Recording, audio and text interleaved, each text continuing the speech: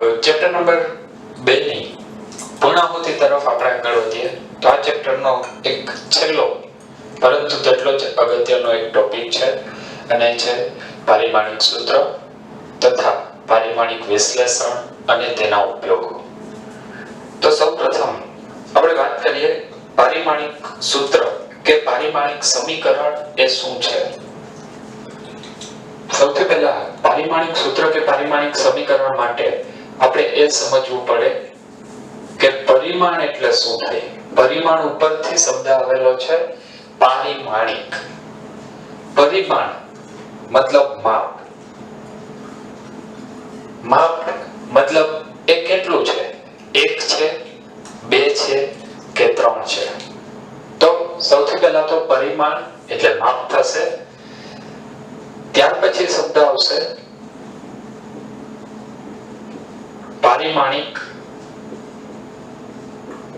સમીકરણ। કેટલીક બુકમાં અને પારિમાણિક સૂત્ર કીધેલું છે, બંને એક જ થશે।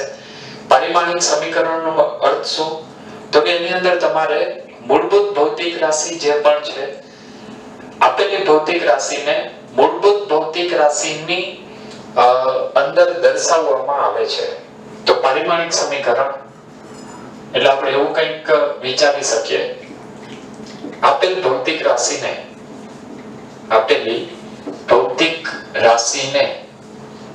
મૂળભૂત ભૌતિક રાશિના સ્વરૂપમાં દર્શાવવી। આપેલ ભૌતિક રાશિને મૂળભૂત ભૌતિક રાશિના સ્વરૂપમાં દર્શાવવી। આનો અર્થ શું થાય એને આપણે થોડો વધારે ક્લિયર કરીએ તો સૌપ્રથમ તો આપણે આ ચેપ્ટરની શરૂઆતમાં ભણી ગયા છીએ કે કુલ 7 મૂળભૂત ભૌતિક રાશિઓ છે।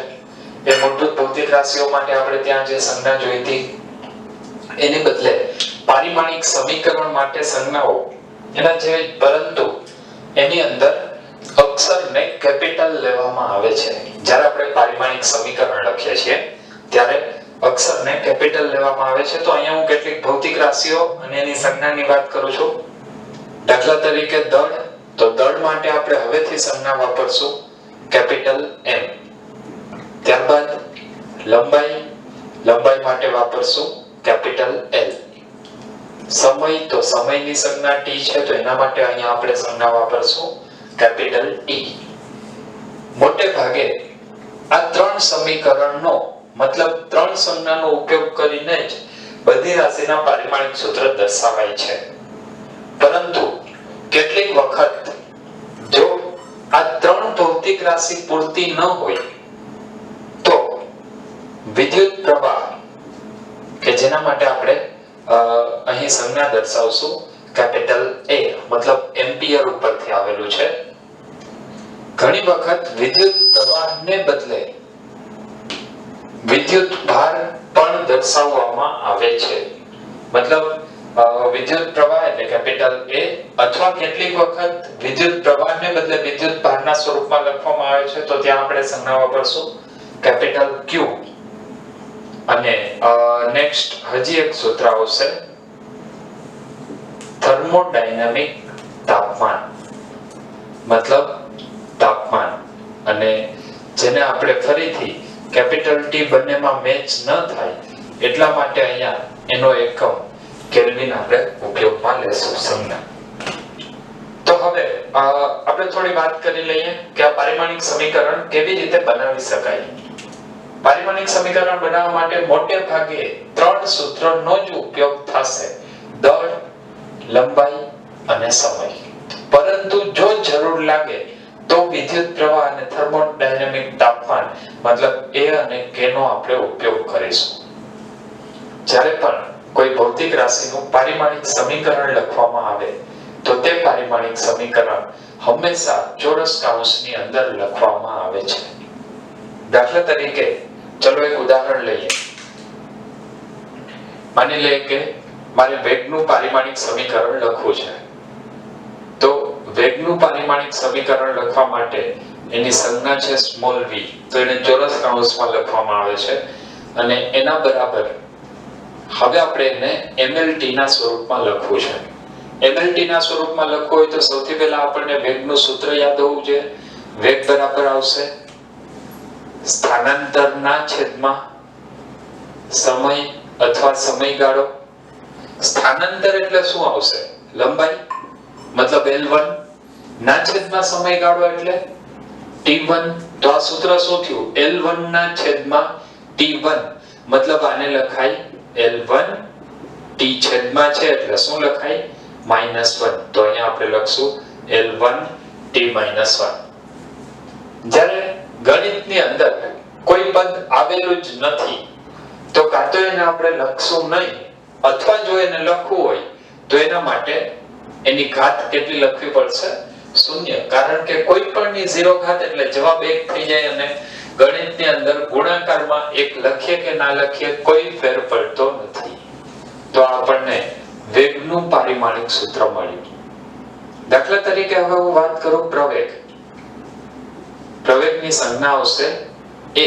તો એનું પારિમાણિક સૂત્ર શું આવશે? ફરીથી આપણે કેના સ્વરૂપમાં વાત કરવી છે? m l અને t ના સ્વરૂપમાં. એના માટે આપણી પાસે સૂત્ર હોવું જોઈએ. તો પ્રવેગ બરાબર સૂત્ર શું છે? વેગના છેદમાં સમય. જો પ્રવેગ બરાબર વેગના છેદમાં સમય હોય તો વેગનું સૂત્ર આપણી પાસે સીધું છે પારિમાણિક સમીકરણ L1 T -1. અથવા હું અહીંયા લખું છું વેગ બરાબર, તો વેગ બરાબર સ્થાનાંતરના છેદમાં સમય અને એને ગુણ્યા ફરીથી એક સમય. તો અહીંયા સમીકરણ શું મળશે? ઉપર L1 નીચે 2 સમય એટલે સમયનો વર્ગ મતલબ t².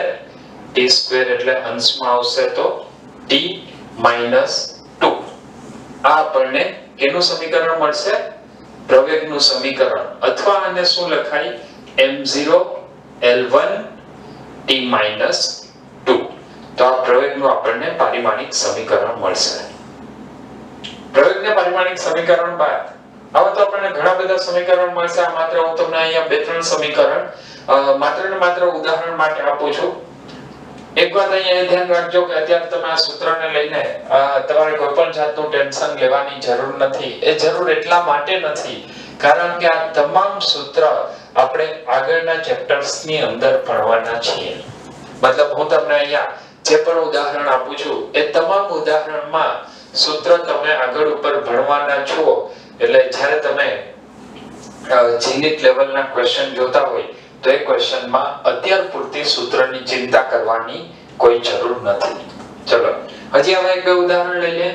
પ્રવેગ પછી મારે વાત કરવી છે બળ. તો બળની સંજ્ઞા આવશે કેપિટલ F. બળ મતલબ ફોર્સ. બળનું પારિમાણિક સૂત્ર આપણને ખ્યાલ નથી તો પહેલા લખી નાખશું mLT. પછી લખશું બળનું સૂત્ર. બળનું સૂત્ર છે F દળ ગુણ્યા પ્રવેગ. દળ એટલે શું લખશું? m1. અને પ્રવેગ એટલે શું આવશે? તો પ્રવેગનું પારિમાણિક સૂત્ર હવે હું અહીંયાથી સીધું લખી નાખું છું. પ્રવેગ એટલે 1 લંબાઈ અને છેદમાં 2 સમય એટલે L1 T -2. આના ઉપરથી બળનું પારિમાણિક સમીકરણ મળશે m1 L1 T -2. m1 L1 T -2. તો આપણને બળનું પારિમાણિક સૂત્ર મળશે. ચલો હજી હવે એક બે સમીકરણ આપણે લઈએ. એ સમીકરણની વાત કરીએ એની પહેલા આટલું જો ના લખ્યું હોય તો એ ઝડપથી લખી લેજો. ચલો લખાઈ ગયું છે તો હું આ સાઈડનો એક પાર્ટ જવા દઉં છું. ઠીક છે? ચલો ના લખ્યું હોય તો ઝડપથી લખી લો. 1 2 3 લખાઈ ગયું છે? રેડી? ચલો તો હવે હું એ પાર્ટ આખો જવા દઉં છું. ફરીથી આપણે વાત કરીએ. આપણે અત્યાર સુધીમાં વેગ, પ્રવેગ અને બળના પારિમાણિક સમીકરણ મેળવ્યા. હવે આના જેવા કેટલાક બીજી ભૌતિક રાશિના પારિમાણિક સમીકરણો આપણે મેળવીએ જેથી કરીને આ વાત વધારે ક્લિયર થાય. ચલો તો હવે વાત કરશું બળ પછી. મારે વાત કરવી છે સ્થિતિ ઊર્જા. ચલો સ્થિતિ ઊર્જાનું સૂત્ર શું છે? સૌથી પહેલા સંજ્ઞા તમને યાદ કરાવી દઉં. સંજ્ઞા થાય U અને U બરાબર આપણી પાસે સૂત્ર છે U mgh જો u mgh હોય તો અહીંયા ફરીથી એક વાત આપણે કરવી પડશે કે કોઈ પણ પ્રવેગ લ્યો તો પ્રવેગનું પારિમાણિક સૂત્ર સમાન જ આવે મતલબ ખાલી પ્રવેગ લખીએ કે ગુરુત્વીય પ્રવેગ લખીએ ગુરુત્વીય પ્રવેગ પણ છે શું પ્રવેગ અને જો એ પ્રવેગ હોય તો એનું પારિમાણિક સૂત્ર હંમેશા સમાન જ મળવાનું છે મતલબ દળનું પારિમાણિક સમીકરણ લખવું હોય તો શું લખશું તો દળનું પારિમાણિક સમીકરણ આવશે કેપિટલ m1 g એટલે પ્રવેગ યાદ કરો પ્રવેગનું સમીકરણ બોલો l1 t-2 અને h એટલે ઊંચાઈ ઊંચાઈ મતલબ એ ફરીથી લંબાઈ આવશે તો લંબાઈનું સમીકરણ છે l1 તો એના ઉપરથી આપણને હવે સ્થિતિ ઊર્જાનું સમીકરણ મળશે u m કેટલી વખત છે એક વખત l કેટલી વખત 1 + 1 મતલબ 2 અને t કેટલી વખત -2 તો આપણને સ્થિતિ ઊર્જાનું પારિમાણિક સમીકરણ મળ્યું માની લે કે કોઈ તમને એમ કહે કે સ્થિતિ ઊર્જાનું નહીં પરંતુ ગતિ ઊર્જાનું પારિમાણિક સમીકરણ જોઈએ છે તો આપણે અહીંયા લખવાનું ગતિ ઊર્જા કેપિટલ K ગતિ ઊર્જાની સંજ્ઞા છે કેપિટલ K કાઇનેટિક એનર્જી સ્થિતિ ઊર્જાની સંજ્ઞા કેપિટલ U પોટેન્શિયલ એનર્જી તો અહીંયા આપણે લખશું કેપિટલ K ½ mv². ચલો આ સ્ક્વેર ઉપર લખી નાખીએ જો કે એમાં કોઈ ફેર પડવાનો નથી 1/2 ને અત્યારે હું કાઢી નાખું છું આપણે માત્ર પારિમાણિક સૂત્રની વાત કરવાની છે તો m એટલે આવશે m1 v એટલે l1 t-1 નો સ્ક્વેર તો અહીંયા આવશે m1 l2 t-2 જો આપણને પરિણામ શું મળ્યું કે ગતિ ઊર્જા સ્થિતિ ઊર્જા અને ગતિ ઊર્જા બંનેનું પારિમાણિક સૂત્ર સમાન છે પ્રવેગ અને ગુરુત્વીય પ્રવેગનું પારિમાણિક સૂત્ર સમાન છે મતલબ એક જ ભૌતિક રાશિના જુદા જુદા સ્વરૂપો હોય દાખલા તરીકે પ્રવેગ તો પ્રવેગના અલગ અલગ સ્વરૂપ ગુરુત્વીય પ્રવેગ કેન્દ્રગામી પ્રવેગ કેન્દ્ર ત્યાગી પ્રવેગ જે આપણે પ્રવેગ લખીએ છીએ વેગના છેદમાં સમયે પ્રવેગ તો દરેકના પારિમાણિક સૂત્ર સમાન હશે ત્યારબાદ ઊર્જા તમે કોઈ પણ ઊર્જા લઈ લો સ્થિતિ ઊર્જા ગતિ ઊર્જા યાંત્રિક ઊર્જા કે પછી અન્ય કોઈ પણ ઊર્જા એ દરેક ઊર્જાનું પારિમાણિક સૂત્ર હંમેશા સમાન રહેશે તો આ વાત આપણને ખબર હોવી જોઈએ ત્યારબાદ એક અગત્યનો મુદ્દો આના ઉપરથી આપણને મળશે એ જુઓ એ છે કે આ 1/2 છે એ પરિમાણ રહિત હતો મતલબ પારિમાણિક વિશ્લેષણ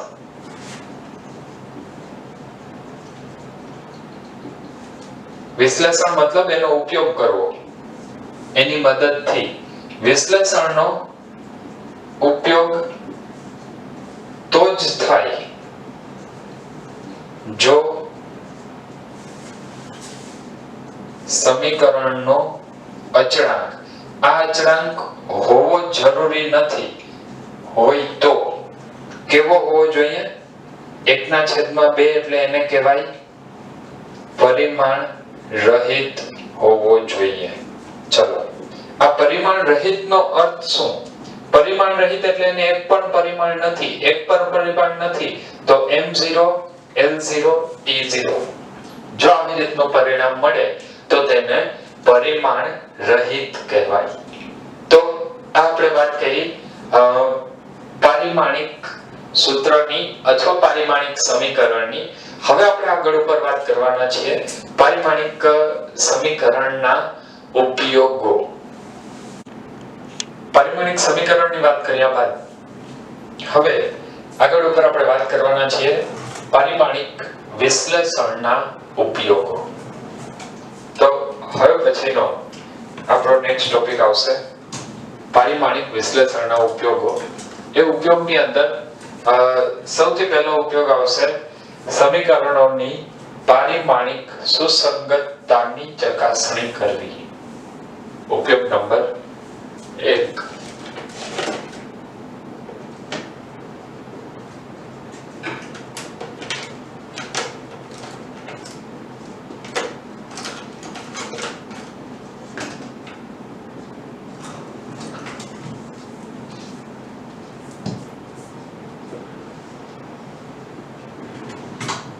સમીકરણોની પારિમાણિક સુસંગતતાની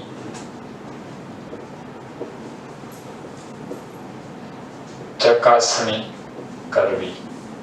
સમીકરણોની પારિમાણિક સુસંગતતાની ચકાસણી કરવી, આનો મતલબ શું થાય? સૌથી પહેલા તમે કંઈક થોડાક એવા ઉદાહરણ આપીને આ વાતને વધારે ક્લિયર કરીએ. દાખલા તરીકે જો તમને એવું કહેવામાં આવે કે તમારી પાસે 1 કિલોગ્રામ દ્રવ્ય A છે, તો દ્રવ્ય A કેટલું છે? 1 કિલોગ્રામ. ત્યારબાદ તમને એવું કહેવામાં આવે કે તમારી પાસે હજી એક દ્રવ્ય B છે, કેટલું? 2 કિલોગ્રામ. તો તમારી પાસે કુલ દ્રવ્ય કેટલું થાય? તો તમે શું કરશો? 1 + 2 3 કિલોગ્રામ લખી શકાય. એવું કોઈ એક દ્રવ્ય 1 કિલોગ્રામ છે, બીજું દ્રવ્ય 2 કિલોગ્રામ છે, તો કુલ જથ્થો કેટલો થાય? તો કુલ જથ્થા માટે તમે શું કરશો? બંનેનો સરવાળો એટલે આવશે 3 કિલોગ્રામ. દાખલા તરીકે હજી એક બીજું ઉદાહરણ લઉં કે જો તમને કોઈ એવી રીતનો ક્વેશ્ચન પૂછે કે એક પદાર્થની લંબાઈ 2 મીટર છે, બીજા પદાર્થની લંબાઈ 5 મીટર છે, તો કુલ પરિણામ કેટલું મળે? 7 મીટર. હજી એક નાનકડું એવું ઉદાહરણ લઈએ.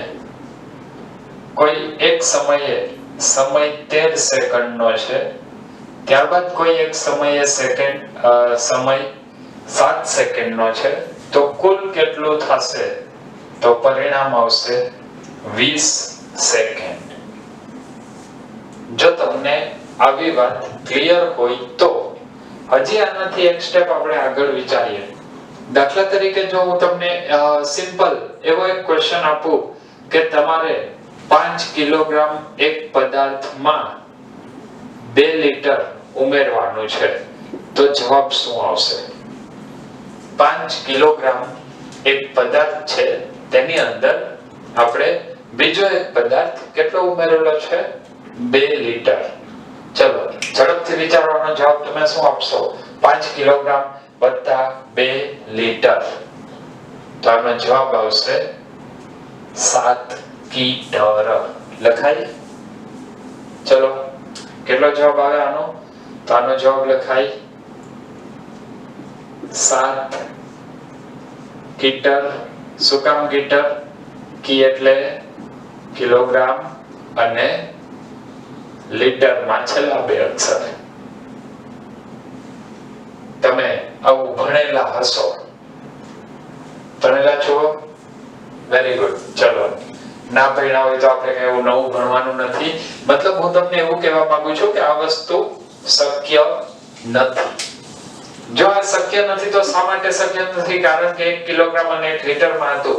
ચલો એક હજી ક્વેશ્ચન લઈએ. દાખલા તરીકે તમને એવો ક્વેશ્ચન પૂછવામાં આવે કે 5 કિલોગ્રામ વત્તા 15 સેકન્ડ, તો એનો આન્સર શું આપશો? 5 કિલોગ્રામ વત્તા 15 સેકન્ડ. 5 કિલોગ્રામ વત્તા 15 સેકન્ડ. ફરીથી આનો કોઈ પણ જાતનો ઉપયોગ કરી શકવાના નથી, આનું પરિણામ મળી શકવાનું નથી. દાખલા તરીકે તમને એમ કહેવામાં આવે કે 17 સેકન્ડ વત્તા 15 કિલોગ્રામ, તો શું કહેશો? એનો પણ જવાબ આવશે નહીં. દાખલા તરીકે તમને આવું કહેવામાં આવે 17 સેકન્ડ વત્તા 5 મીટર ક્યુબ, તો ફરીથી કોઈ જવાબ આવતો નથી.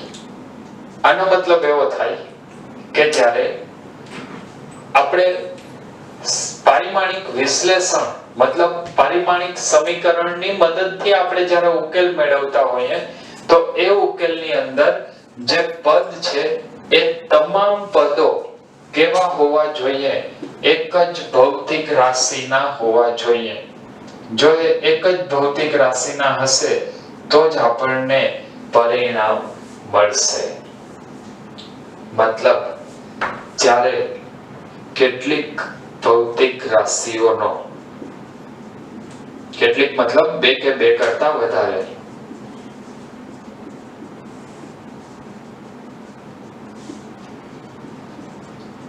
સંબંધ મેળવવો હોય, સંબંધ એનો મતલબ અહીંયા આપણે એનો અર્થ કરશું સરવાળા બાદબાકી,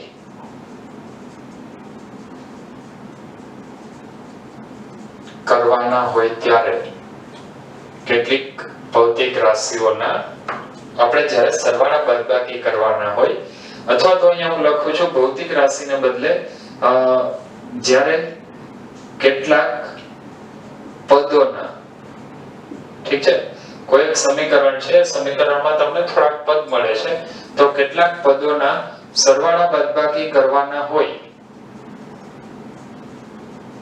ત્યારે દરેક પદનું પારિમાણિક સૂત્ર સમાન હોવું જોઈએ. દરેક પદનું પારિમાણિક સૂત્ર સમાન હોવું જોઈએ. જો પદનું પારિમાણિક સૂત્ર સમાન હશે તો જ તમને આન્સર મળશે, બાકી આન્સર મળતો નથી. તો આજે આપણે વાત કરી એને કહેશું પારિમાણિક સુસંગતતાનો નિયમ. પારિમાણિક સુસંગતતાનો નિયમ. તો આ વાત થઈ પારિમાણિક સુસંગતતાના નિયમની. હવે આ પારિમાણિક વિશ્લેષણની મદદથી સમીકરણની પારિમાણિક સુસંગતતા ચકાસવી, આ આપણે એનો એક અર્થ લીધો. અર્થથી તમને જેટલું ક્લિયર થયું છે એના કરતા થોડું વધારે ક્લિયર કરવા માટે ચલો ફરીથી અહીંયા હું તમને એક સમીકરણ આપું છું અને એ એક બે સમીકરણ ઉપરથી આપણે આ વાતને વધારે સ્પષ્ટ બનાવશું. તો હવે આપણે આ જ વાતનું એક ઉદાહરણ લઈએ. દાખલા તરીકે તમને કોઈ એક સમીકરણ આપેલું હોય, એ સમીકરણ હું અહીંયા લઈ લઉં છું. તમે આગળ ઉપર ધોરણ નંબર 8 અને 9 માં અચળ પ્રવેગી ગતિના સમીકરણો ભણી ગયા છો. તો એ જે અચળ પ્રવેગી ગતિના સમીકરણો છે એ અચળ પ્રવેગી ગતિના સમીકરણના જ એક બે સમીકરણ લઈ અને આપણે આ ટોપિકને વધારે ક્લિયર કરશું. દાખલા તરીકે પહેલું સમીકરણ છે x v0t ½ at². તો અહીંયા આપણે લખશું પહેલું સમીકરણ હું લખું છું x x0 v0t ½ at². આની અંદર હું તમને દરેક પદ વિશે માહિતી આપી દઉં છું. જ્યાં x એ સ્થાન છે ક્યારનું, તો કે t સમયે, પછી x0 એટલે એનું પ્રારંભિક સ્થાન, v0 એને આપણે કહેશું પ્રારંભિક વેગ અને t સમય તથા a પ્રવેગ. હવે અહીંયા તો મેં તમને પહેલા જ કહી દીધું છે કે આ એક સમીકરણ છે. માની લો કે આ સમીકરણ નથી ને આપણે ચેક કરવું છે કે આવું સમીકરણ હોઈ શકે કે ન હોઈ શકે, તો એના માટે આપણે શું કરવું પડે? તો સૌથી પહેલા આપણે એ ચેક કરવું પડે કે આ સમીકરણની અંદર કેટલા પદ આવેલા છે. તો કેટલા પદ છે? 1 2 3 અને 4. જ્યાં પણ સરવાળાની કે બાદબાકીની નિશાની આવે તો એ પદને અલગ પાડે છે એવું આપણે વિચારી શકીએ. તો આ બાજુ 3 પદનો સરવાળો છે એટલે 3 પદ એ અને એક જમણી બાજુનું પદ એટલે કુલ 4 પદ આવશે. હવે આપણે એક કહેવું છે કે આ સમીકરણ ખરેખર સાચું છે કે નહીં. સાચું છે કે નહીં મતલબ યથાર્થ છે કે નહીં. તો આ જે સુસંગતતાની ચકાસણી છે એના માટે ક્યારેક એવો શબ્દ પણ વાપરી શકાય, યથાર્થતા ચકાસવી. ઘણી વખત એના માટે શબ્દ વપરાય છે યથાર્થતા ચકાસવી. ચલો તો આપણે ફરી પાછા સમીકરણની આગળ વાત કરીએ કે આપણી પાસે કુલ 4 પદ છે. ચારે 4 પદના પારિમાણિક સૂત્ર સમાન હોય તો આ સમીકરણ યથાર્થ હોઈ શકે, તો આ સમીકરણ અસ્તિત્વ ધરાવે છે, સાતત્ય છે. તો x એટલે છે સ્થાન. ચલો બોલો સ્થાન માટે શું આવશે? L1. દળ નહીં આવે એટલે m0, L1 સમય નથી એટલે t0. ત્યારબાદ આને હું કહી દઉં છું સમીકરણ નંબર 1. હવે બીજું પદ કયું છે? x0. તો x0 માટે શું આવશે? ફરીથી લંબાઈ એટલે L1, સમીકરણ નંબર 2. ત્રીજું પદ છે v0t. v0t નો અર્થ શું થાય? તો એક પદ પ્રારંભિક વેગ અને એને ગુણ્યા સમય. પ્રારંભિક વેગ એટલે વેગનું પારિમાણિક સૂત્ર થશે અંતરના છેદમાં સમય. અંતરના છેદમાં સમય એટલે અંશમાં L1 છેદમાં t1, છેદનો t1 ઉપર આવે એટલે વેગનું પારિમાણિક સમીકરણ થાય વેગનું પારિમાણિક સમીકરણ L1 t-1 into સમય t1 +1 -1 બંનેનો ગુણાકાર છે એટલે શૂન્ય થઈ જાય. તો આપણને હવે v0t નું સમીકરણ મળશે L1, સમીકરણ નંબર 3. ત્યારબાદ નેક્સ્ટ સ્ટેપ છે half at². half at² 1/2 નું પારિમાણિક સૂત્ર કઈ આવશે નહીં, મતલબ એ આ પદની અંદર છે જ નહીં એવું આપણે વિચારી લે. તો હવે કીધું a અને સમયનો સ્ક્વેર, તો a એટલે પ્રવેગ એટલે અંતરના છેદમાં સમયનો વર્ગ, અંતર એટલે L1 છેદમાં સમયનો વર્ગ છેદમાં t², L1 ના છેદમાં t², t² ઉપર આવે તો -2 એટલે પારિમાણિક સમીકરણ શું બનશે? L1 t-2 ઇન્ટુ સમયનો વર્ગ મતલબ t². t-2 t+2 બંને કેન્સલ થઈ જાય. તો ફરીથી આપણને અહીંયા એક રિઝલ્ટ મળ્યું half at² L1, સમીકરણ નંબર 4. હવે આજે આપણે ચકાસણી કરીએ છીએ એ ચકાસણીના કેટલાક પરિણામો મળશે. એ પરિણામોની આપણે વાત કરી લઈએ. ચલો સૌથી પહેલા તો જો આ ક્વેશ્ચન પૂરતી વાત કરીએ તો અહીંયા આપણને કુલ 4 પદ મળ્યા હતા. ચારે 4 પદનું પારિમાણિક સૂત્ર કેવું છે? સમાન. જો તમામ પદોનું પારિમાણિક સૂત્ર સમાન હોય તો કહેવાય કે આ સમીકરણ પારિમાણિક દ્રષ્ટિએ સુસંગતતા ધરાવે છે અથવા સમીકરણ પારિમાણિક દ્રષ્ટિએ યથાર્થ છે. હવે એક આના માટે હું એને જનરલ સ્વરૂપમાં આખું લખું છું કે જુદા જુદા પદોનું જે પારિમાણિક સમીકરણ મેળવું, આપેલ સમીકરણના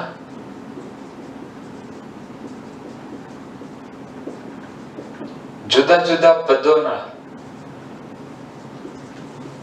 પારિમાણિક સમીકરણો. આ પારિમાણિક સમીકરણો બે રીતે વિચારી શકાય. એક સમાન છે અને એક અસમાન છે, મતલબ જુદા જુદા છે. જો અસમાન હોય તો આપેલ સમીકરણ એ પારિમાણિક દ્રષ્ટિએ યથાર્થ નથી.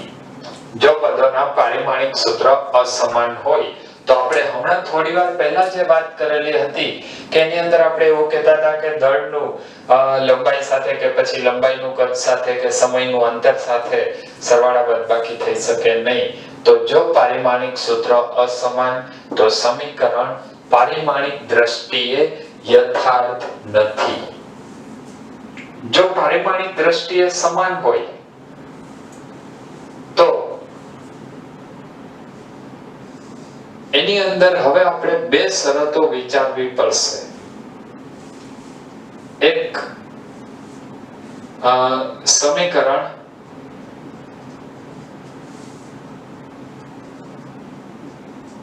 અચળાંક રહિત હોય, આની અંદર આપણે બે શરત લખશું. જો પારિમાણિક સમીકરણો તમામ પદના સમાન હોય તો અહીંયા બે શરત આવશે. એક સમીકરણ યથાર્થ છે અને બીજું સમીકરણ યથાર્થ નથી. આ બંને શરત ક્યારે આવે? સમીકરણ યથાર્થ છે અથવા સમીકરણ યથાર્થ નથી.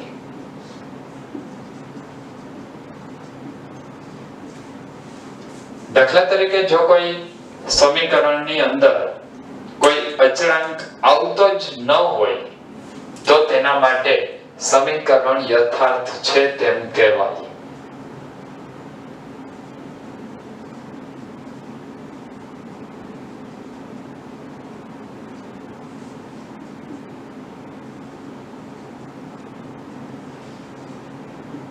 સમીકરણ યથાર્થ છે એનો મતલબ કે સમીકરણમાં અચળાંક હોઈ શકે નહીં.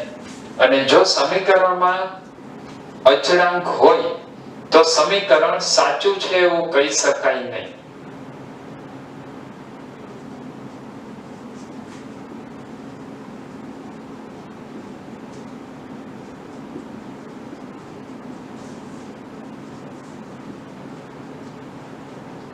અચળાંક હોય તો સમીકરણ સાચું છે તેમ કહી શકાય નહીં. તો આપણે જે વાત કરી એની અંદર પારિમાણિક વિશ્લેષણના ઉપયોગોની અંદર પહેલા ઉપયોગની વાત કરી જેની અંદર સમીકરણની પારિમાણિક સુસંગતતાની ચકાસણી કરવી. આનો મતલબ અહીંયા આપણને જે ચાર સમીકરણ મળ્યા એ ચાર સમીકરણો સમાન છે તો આપણે શું લખશું? આપેલ સમીકરણ પારિમાણિક દ્રષ્ટિએ સુસંગત છે. આગળ આપણે પારિમાણિક વિશ્લેષણનો એક ઉપયોગ જોયો. ત્યારબાદ ફરીથી હજી એક એનો બીજો વધારાનો પણ મોસ્ટ આઈએમપી ઉપયોગ એ છે અન્ય ભૌતિક રાશિઓ સાથેનો સંબંધ મેળવવો. ઉપયોગ નંબર 1 ની આપણે અગાઉ વાત કરેલી છે. બીજો ઉપયોગ છે કોઈ ભૌતિક રાશિનો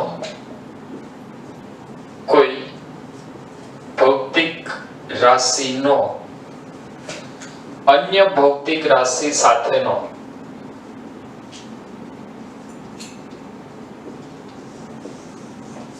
સંબંધ મેળવવો. મતલબ એક ભૌતિક રાશિનો અન્ય ભૌતિક રાશિ સાથેનો સંબંધ આપણે મેળવવો હોય, આપણે કોઈ સૂત્ર મેળવવું હોય તો એ સૂત્ર કઈ રીતે મેળવી શકીએ? તો એ સૂત્ર મેળવવા માટે આ પારિમાણિક વિશ્લેષણની એક પદ્ધતિ છે તેનો ઉપયોગ કરવામાં આવે છે. એના માટે અહીંયા આપણે બે ત્રણ ઉદાહરણ લઈ અને ઉપયોગને વધારે સારી રીતે ક્લિયર કરશું. દાખલા તરીકે જો આપણે લોલકના આવર્તકાળનું સૂત્ર મેળવવું હોય તો લોલકના આવર્તકાળનું સૂત્ર કેવી રીતે મળે એ આપણને ખબર નથી. તો એ સૂત્ર મેળવવા માટે શું કરવાનું? તો સૌથી પહેલા તો આપણે એ નક્કી કરવું પડશે કે લોલકનો આવર્તકાળ કયા કયા પરિબળો પર આધાર રાખે છે. લોલકનો આવર્તકાળ આપણે શોધવાનો છે. એ આવર્તકાળ શોધવા માટે સૌપ્રથમ આપણે એ નક્કી કરશું કે લોલકનો આવર્તકાળ કયા કયા પરિબળો પર આધાર રાખે છે. જો એક વખત એ નક્કી થઈ જાય કે લોલકનો આવર્તકાળ આટલા આટલા પરિબળો ઉપર આધાર રાખે છે તો પછી આપણે આગળ ઉપર એનું સમીકરણ મેળવી શકીએ. તો હવે ઉપયોગ નંબર 2 નો સૌથી પહેલો એક ક્વેશ્ચન લે. આવર્તકાળનું આપણે સૂત્ર મેળવવાનું છે. લોલકનો આવર્તકાળ માની લઈએ કે લોલકનો આવર્તકાળ એ દળ જેની સંજ્ઞા છે સ્મોલ m, ત્યારબાદ ગુરુત્વીય પ્રવેગ એટલે કે સ્મોલ g અને લોલકની લંબાઈ l ઉપર આધાર રાખે છે. આવું તમને રકમમાં આપેલું હશે અને આ નક્કી કરવા માટે જ્યારે પ્રેક્ટિકલી આપણે વિચારીએ તો એની અંદર એક ભૌતિક રાશિને નક્કી કરી અને કઈ કઈ ભૌતિક રાશિ ઉપર આધાર રાખતી હોઈ શકે એના ઉપરથી આપણે એનો સંબંધ મેળવીએ છીએ. તો હવે એ સંબંધ મેળવવા માટે સૌથી પહેલા આપણે શરૂઆત કરશું કેવી રીતે લખવાનું એના વિશે હું તમને થોડી પહેલા માહિતી આપી દઉં છું. સૌપ્રથમ તો આપણને આવર્તકાળનું સૂત્ર મેળવવાનું છે. તો આવર્તકાળને આપણે t કહી દઈએ. હવે આ આવર્તકાળ કેના ઉપર આધાર રાખે છે એ પરિબળો તમને ક્વેશ્ચનની અંદર આપેલા હશે અથવા જો પ્રાયોગિક રીતે વિચારીએ તો એ પરિબળો પહેલા આપણે શોધી લઈએ છીએ. બરાબર? તો આવર્તકાળ કઈ કઈ ભૌતિક રાશિ ઉપર આધાર રાખે? તો દળ, ગુરુત્વીય પ્રવેગ અને લંબાઈ. આવર્તકાળ એ દળ, ગુરુત્વીય પ્રવેગ અને લંબાઈ પર આધાર રાખે છે. હવે બની શકે કે દળ અંશમાં હોય અથવા છેદમાં હોય અથવા ગુરુત્વીય પ્રવેગ અંશમાં હોય કે છેદમાં હોય. બની શકે કે અંશમાં વર્ગ હોય કે ઘન હોય કે પછી છેદમાં 1 ઘાત 2 ઘાત 3 ઘાત કોઈ પણ હોઈ શકે, વર્ગમૂળ હોય ઘનમૂળ હોય. તો એના માટે હવે આપણે શું કરવાનું? તો એના માટે આપણે અહીંયા દરેક અચળાંકની દરેક ભૌતિક રાશિની કોઈ ઘાત આપણે ધારી લેશું. દાખલા તરીકે હું અહીંયા લઈ લઉં છું x y z. મતલબ આવર્તકાળ એ દળની x ઘાત, ગુરુત્વીય પ્રવેગની y ઘાત અને લંબાઈની લોલકની લંબાઈની z ઘાત પર આધારિત છે. જો આ સમીકરણની અંદર ચલે છે ની નિશાની આપણે દૂર કરવી હોય, આ આપણે એક ધારી લીધું છે. હવે આની અંદર ચલે છે ની નિશાની દૂર કરવી છે. ચલે છે ની નિશાની દૂર કરીએ એટલે આપણે કોઈ એક અચળાંક મૂકવો પડે. તો આવશે t k m⁻x g⁻y l⁻z. અથવા આને બંને બાજુ પારિમાણિક સૂત્ર લખી નાખીએ તો capital T આવર્તકાળ m0 l0 t1. આ જે અચળાંક છે અચળાંક પરિમાણ રહિત હોય.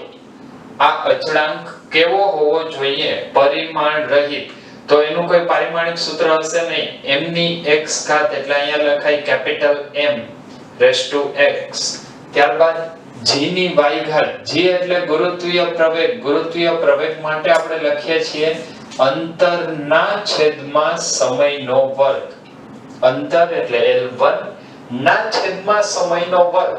સમયનો વર્ગ છેદમાં છે એટલે અંશમાં આવશે તો -2 ઘાત આખાની y ઘાત અને લંબાઈ l1 એટલે l ની z ઘાત.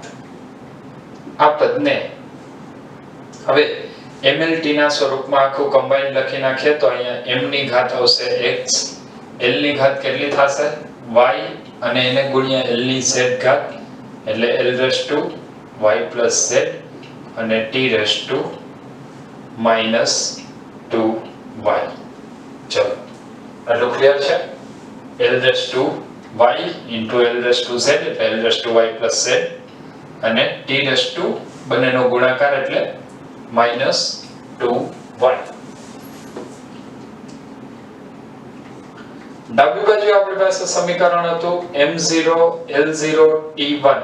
હવે બંને બાજુએ હવેનું સ્ટેપ છે ત્યાંથી આપણા આગળ ક્વેશ્ચનની ગણતરી બદલતી જશે. આ એક સ્ટેપ સુધીનું બધામાં કોમન રહેશે. બંને બાજુએ m l અને t ના ઘાતાંકો સરખાવતા. ચલો mlt ના ઘાતાંકો સરખાવીએ. અહીંયા m ની કેટલી ઘાત છે 0, અહીંયા m ની કેટલી ઘાત છે x. મતલબ m ઉપરથી આપણને મળશે x = 0. ત્યારબાદ l ના ઘાતાંક સરખાવતા l ના ઘાતાંક સરખાવીએ તો આપણને પરિણામ શું મળશે 0 y z l માટે ફરીથી એક સમીકરણ મળ્યું y z 0 અને t માટે સમીકરણ મળશે 1 -2y જો આપણે t ના ઘાતાંક સરખાવીએ તો t ના ઘાતાંક માટે સમીકરણ મળશે 1 -2y मतलब y -1/2 અને જો y -1/2 હોય તો આપણી પાસે એક સમીકરણ છે y z 0 તો અહીંયા હું લખું છું પરંતુ y z 0 હોવાથી હવે આની અંદર y ની કિંમત મૂકી દે -1/2 z 0 therefore z +1/2 હવે તમારી પાસે x y અને z ત્રણનું મૂલ્ય છે એ મૂલ્યને આપણે મૂકશું સમીકરણ નંબર 1 માં તો આ સમીકરણને હું નામ આપું છું સમીકરણ નંબર 1 x નું મૂલ્ય મળ્યું એને 2 કહું છું y નું જે મૂલ્ય મળ્યું એને આપણે 3 કહી દે અને z ના મૂલ્યને 4 કહી દઉં છું તો અહીંયા લખાઈશું સમીકરણ નંબર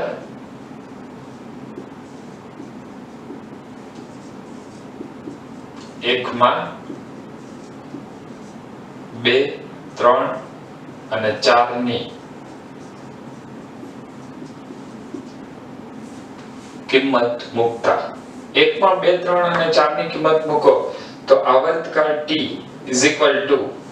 કે m ની કેટલી ઘાત છે x એટલે કેટલી 0 મતલબ m0 ત્યારબાદ g ની કેટલી ઘાત છે y તો y નું મૂલ્ય કેટલું -1/2 અને l +1/2 અને ઉપરથી લખાય t l ની 1/2 ના છેદમાં g ની 1/2 -1/2 છે છેદમાં જાય તો 1/2 અને જો એને આખા પદને લખવું હોય તો શું લખાય l ની પણ 1/2 અને છેદમાં g ની પણ 1/2 ઘાત તો એ પદ થશે t √l/g તો આ પદ મળશે t √l/g પરંતુ એની અંદર હજી એક આપણે અચળાંક લખવો પડશે એટલે અહીંયા આપણે લખશું t k √l/g જ્યારે પ્રાયોગિક રીતે આ અચળાંક મેળવવામાં આવ્યો તો પ્રાયોગિક રીતે આ અચળાંકનું મૂલ્ય મળ્યું 2π અને તેથી આવર્તકાળ લોલકના આવર્તકાળનું સૂત્ર મળશે t 2π √l/g તો આપણને આવર્તકાળનું સૂત્ર મળ્યું મતલબ આવર્તકાળના સૂત્ર માટેનો આપણે એક પહેલો ખૂબ જ સરળ ક્વેશ્ચન જોયો હવે આ ક્વેશ્ચન બાદ ફરીથી આવો હજી એક ક્વેશ્ચન આપણે ગણી લઈએ જેથી કરીને આપણા મગજમાં થોડી એવી વાતો વધારે ક્લિયર થાય ચલો તો પહેલા લખાઈ ગયો છે હવે આવો જ હજી એક ક્વેશ્ચન ગણીએ એ ક્વેશ્ચન ગણીએ એની પહેલા થોડીક વાતો તમને અહીંયા ક્લિયર હોવી જોઈએ જે વાતો વિશે પહેલા હું ચર્ચા કરી લઉં છું સૌપ્રથમ આ સમીકરણની અંદર જે અચળાંક આવે છે એ અચળાંક કેવો હોવો જોઈએ પારિમાણિક દ્રષ્ટિએ પરિમાણ રહિત હોવો જોઈએ મતલબ આની અંદર ધ્યાનમાં રાખવા જેવા મુદ્દાની અંદર સમીકરણના સોલ્યુશનમાં આવતો અચળાંક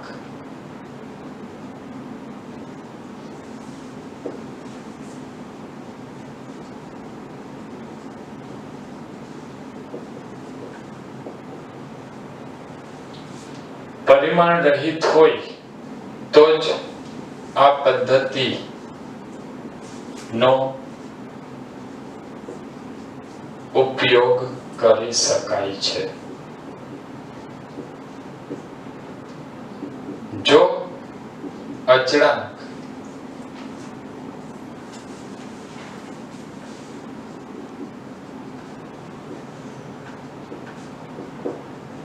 પરિમાણ રહિત ન હોય તો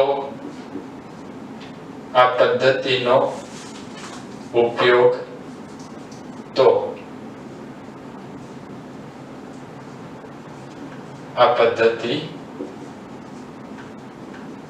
ઉપયોગી નથી.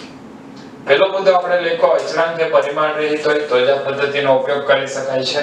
મતલબ અહીંયા આપણે જે અચળાંક લખ્યો કે એ પરિમાણ રહિત લઈને આપણે ગણતરી કરેલી હતી. ઉપયોગ નંબર 2 ની અંદર આપણે એવી વાત કરી કે જો આ અચળાંક પરિમાણ રહિત ન હોય તો આ પદ્ધતિનો ઉપયોગ કરી શકાતો નથી, કારણ કે તો તમે આગળ ઉપર આવા સમીકરણો મેળવી શકશો નહીં. અને ત્યારબાદ હજી એક મુદ્દો આપણે લખી શકીએ કે જે અચળાંકનું મૂલ્ય છે એ મૂલ્ય આપણે સીધું સ્વીકારી લઈએ છીએ. મતલબ અચળાંક કેવા અચળાંક માટેની આ વાત છે તો કે જે અચળાંક પરિમાણ રહિત હોય. તો અચળાંક નું મૂલ્ય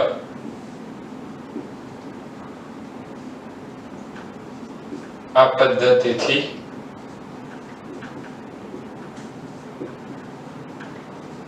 મેળવી શકાતું નથી. જે પણ અચળાંક છે એ અચળાંકનું મૂલ્ય આ પદ્ધતિથી મેળવી શકાતું નથી. અને ત્યારબાદ હવે એક છેલ્લો પોઈન્ટ આવશે. છેલ્લા પોઈન્ટની વાત કરીએ એની પહેલા ફરીથી આ બધા પોઈન્ટને એક વખત જોઈ લે કે અચળાંક એ પરિમાણ રહિત હોય તો જ આ પદ્ધતિનો ઉપયોગ કરી શકાય છે. ત્યારબાદ જો અચળાંક પરિમાણ રહિત ન હોય તો આ પદ્ધતિ ઉપયોગી નથી. જો અચળાંકનું મૂલ્ય પરિમાણ રહિત અચળાંક હોય તો આ અચળાંકનું મૂલ્ય આ પદ્ધતિથી મેળવી શકાતું નથી. ત્યારબાદ એક ખૂબ જ બેઝિક વાતની વાત કરીએ કે આપણે અત્યાર સુધી જે સમીકરણને સરખાવ્યા કેના માટે સરખાવ્યા હતા તો કે ml અને t સાથે. તો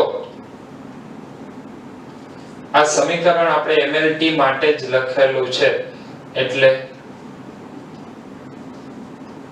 3 થી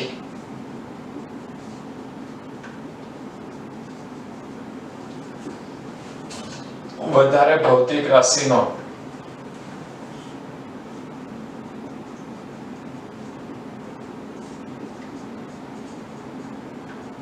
સંબંધ દર્શાવતું સૂત્ર કયા સ્વરૂપમાં? માત્ર m l અને t ના સ્વરૂપમાં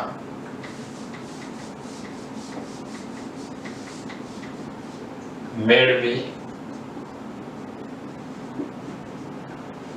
શકાતું નથી. જ્યારે 3 થી વધારે ભૌતિક રાશિઓના સંબંધની વાત આવે તો 3 થી વધારે ભૌતિક રાશિનો સંબંધ દર્શાવતું સૂત્ર એ mlt ના સ્વરૂપમાં આ પદ્ધતિનો ઉપયોગ કરીને આપણે મેળવી શકતા નથી.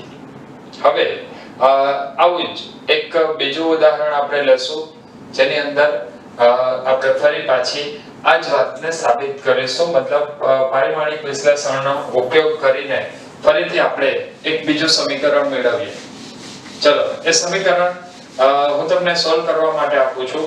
તો સૌપ્રથમ તમે આ વિડિયો પોઝ કરીને સમીકરણને સોલ્વ કરશો. ચલો આ લખાઈ ગયું છે. ના લખાણ હોય તો ઝડપથી લખી લો પોઝ કરીને. ઓકે લખાઈ ગયું? ચલો ગુડ, લખાઈ ગયું છે બધાને.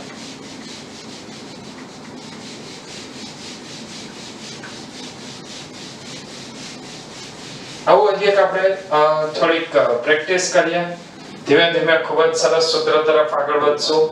માત્ર આની અંદર સિમ્પલ એવું સાદુરૂપ છે. જો એ સાદુરૂપ તમે શીખી જશો તો આના ઉપરથી તમે એમસીક્યુ પણ સોલ્વ કરી શકશો. હવે બીજું એક ઉદાહરણ લઈએ.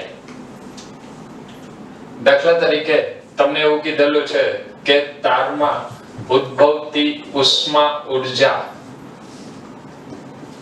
વિદ્યુત પ્રવાહ આધારિત તારમાં ઉદ્ભવતી ઉષ્મા ઉર્જા, તારની ઉષ્મા ઉર્જા જેને આપણે h વડે દર્શાવીએ છીએ તે વિદ્યુત પ્રવાહ એટલે કે I,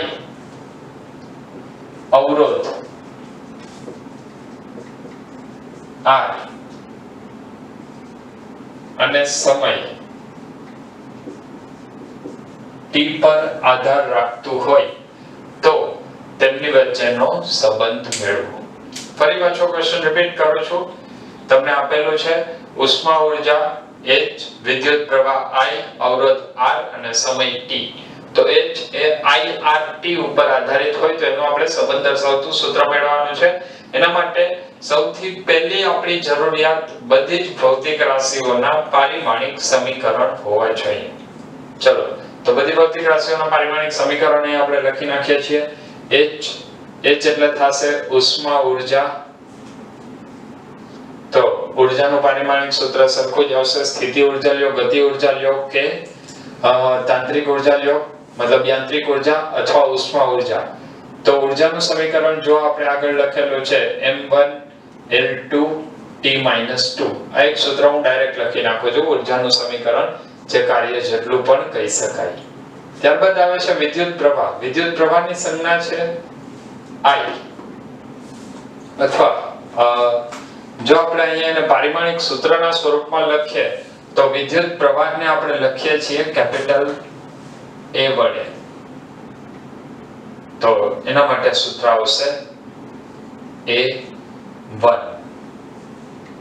ત્યારબાદ જો આપણે અવરોધની વાત કરીએ તો અવરોધ માટે સૂત્ર આવશે R is equal to, તમે ઓહમનો નિયમ ભણી ગયા છો ધોરણ નંબર 10 ની અંદર V is equal to I into R. તો R is equal to V upon I. થોડુંક એવું સૂત્ર સાબિત કરવું પડશે એટલે વ્યવસ્થિત સાબિતીમાં ધ્યાન આપવું. R is equal to V upon I. જો R is equal to V upon I હોય તો V એટલે વિદ્યુત સ્થિતિમાનનો તફાવત. વિદ્યુત સ્થિતિમાનનો તફાવત એટલે શું? એકમ વિદ્યુત ભારને લાવવા માટે કરવું પડતું કાર્ય. મતલબ કાર્યના છેદમાં વિદ્યુત ભાર અને ના છેદમાં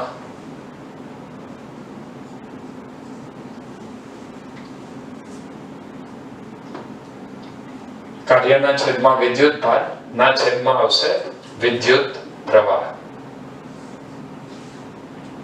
આ સમીકરણને હજી થોડું સારી રીતે લખી લઈએ તો અહીંયા આવશે કાર્ય ના છેદમાં વિદ્યુત પ્રવાહ ગુણ્યા વિદ્યુત ભાર. હવે વિદ્યુત ભાર ના છેદમાં જો આપણે સમય કરીએ તો એ વિદ્યુત પ્રવાહ આપશે. તો અહીંયા હું લખું છું વિદ્યુત ભાર બરાબર વિદ્યુત પ્રવાહના છેદમાં સમય ગુણ્યા વિદ્યુત પ્રવાહ. ચલો અહીંયા સુધીનું બધાને સમજાઈ ગયું છે? જો ના સમજાણું હોય તો ફરીથી એક વખત રિપીટ કરી દઉં છું. સૌપ્રથમ આપણે લખવું h એટલે ઊર્જા 1 2 -2, I એટલે એમ્પિયર, A1, R એટલે V upon I, V એટલે વિદ્યુત સ્થિતિમાન, કાર્યના છેદમાં વિદ્યુત ભાર જે તમે ધોરણ નંબર 10 ની અંદર ભણી ચૂક્યા છો, I એટલે વિદ્યુત પ્રવાહ, કાર્યના છેદમાં વિદ્યુત ભારને લખું I is equal to Q by T. તો સમીકરણ આવશે વિદ્યુત ભાર માટે સમીકરણ આવશે Q is equal to I into T. મતલબ અહીંયા સમીકરણ આવશે વિદ્યુત પ્રવાહ ગુણ્યા સમય. હવે આખા પદને આપણે સોલ્વ કરી નાખીએ. આખા પદને સોલ્વ કરશું તો અહીંયા આવશે કાર્ય. તો કાર્યનું સમીકરણ શું? તો કાર્ય બરાબર આવશે m1 l2 t-2. યાદ કરો કોઈ પણ ઊર્જા એ કાર્ય જેટલું જ હોય. ત્યારબાદ વિદ્યુત પ્રવાહ એટલે A1 t1 એને ગુણ્યા A1. તો હવે અહીંયા આપણને અવરોધનું પારિમાણિક સૂત્ર મળશે R is equal to m1 l2 t-3 m1 l2 t છેદમાં +1 છે, ઉપર જાય તો -1 એટલે -2 -1 -3 અને a-2. આ r નું સમીકરણ મળ્યું. ત્યારબાદ આપણે જોઈએ છીએ સમય. તો સમય માટેનો આપણી પાસે સીધું સૂત્ર છે કારણ કે મૂળભૂત ભૌતિક રાશિ છે એટલે આવશે t T1. હવે જો આપણે આ સૂત્રને સાદુરૂપ આપવું હોય, ઉષ્મા ઊર્જાનું આપણે સમીકરણ મેળવવું હોય, તો એ સમીકરણ મેળવવા માટેનું સૌપ્રથમ સ્ટેપ શું? તો એના માટે આપણે લખીએ છીએ h ચલે છે ની નિશાની દૂર કરવી હોય તો અહીંયા બરાબર લખીએ છીએ, એટલે h k, ત્યારબાદ શું આવશે IRT, IR અને T. ઘાત કેટલી છે ખ્યાલ નથી, તો કેટલી લઈ લેશું? x, y અને z. ફરી પાછું આ અચળાંક કેવો હોવો જોઈએ? પરિમાણ રહિત. તો અહીંયા આપણને સમીકરણ મળશે h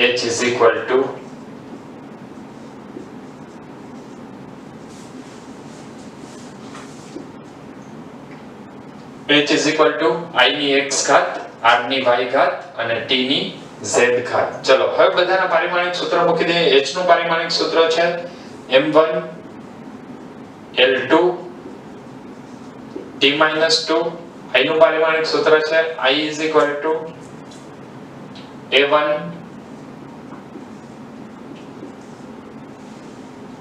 અવરોધ R નું સૂત્ર છે R M1 L2 T-3 A-2 ની y ઘાત અને સમયનું સમીકરણ આવશે T1 એટલે T1 નો સ્ક્વેર.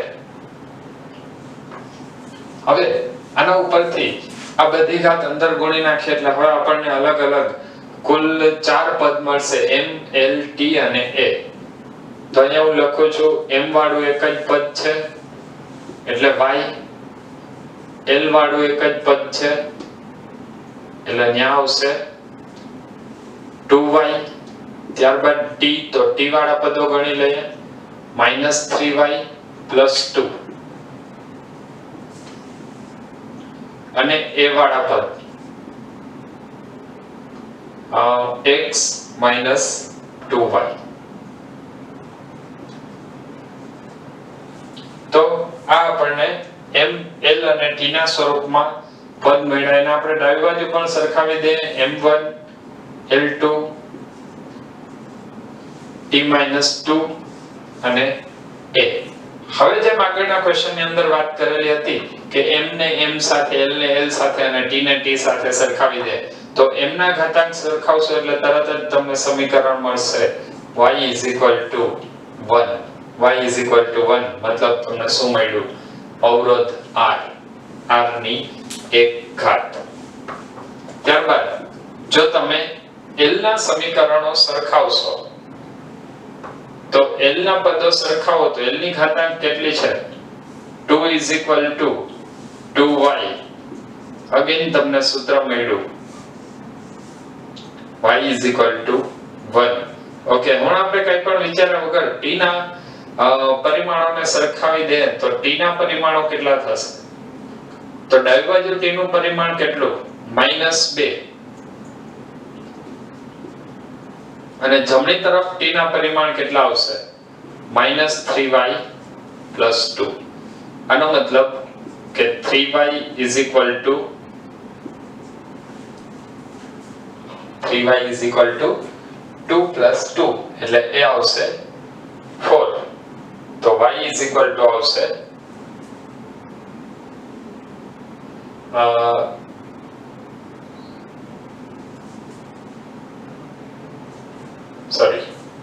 અહીંયા આવશે z.